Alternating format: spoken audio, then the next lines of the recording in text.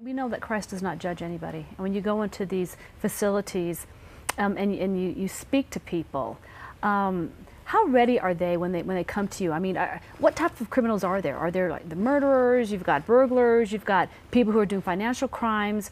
They must come to you at all states. And if so, how do you treat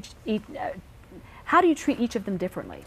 Well, we don't treat them differently. In fact, one of the cardinal rules of prison ministry is that you never ask a person their crime.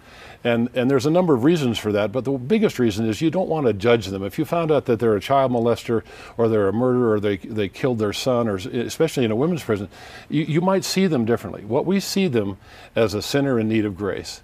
And when they come to us, and when they come and attend a seminar, their hearts are already open and they're ready to receive something. And regardless of the crime, Jesus will meet them exactly where they are. So I know one of the questions that we had on my card here is to ask you, why do people commit crimes? I know that's general, but why do people commit crimes? Why are they there in the first place? Well, again, that's a question we get a lot. And if you talk to, say, the liberal side of the political spectrum, they'll say it's a lack of education and it's poverty. And if you go to the conservative side of the spectrum, they'll say it's a breakdown of the family and it's a loss of family values. And those things they contribute to crime. I'm not trying to backpedal or try to say that they're not important, but they're not. That's not the root of crime. Tina, the root of crime is the human heart.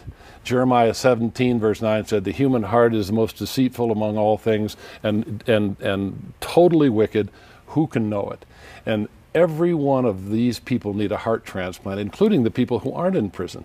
So why is there crime? Well, poverty and lack of education and living in a single parent family or having your parents divorced, that contributes to it, but it's the human heart.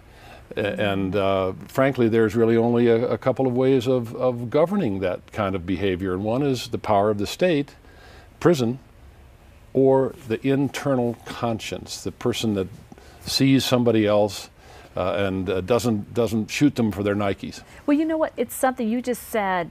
We all need transplants of the heart, or they need a transplant. Define that really quick, because that's a very interesting and deep. The transplant of the heart? Well, the only person that has the power to radically transform the human heart is Jesus, to fundamentally change the human heart. And by like it says in Ezekiel, you go from a heart of stone that is self-centered. All of us are born self-centered, and to go from a hard, self-centered, selfish, greedy heart to one that has the fruit of the Spirit, that says in Colossians, where you go, clothe me in compassion, kindness, humility, gentleness, and patience. To get that 5-pack of virtues in your heart, you have to have an internal change, and that transformation of the heart through the power of the cross, Jesus, transforms men and women from prisoners to people in society that can be productive. Or it can take a sinner like me, who was for 36 years running after the world, and turn my heart into something that wants to be in prison rather than be on my former job on Wall Street.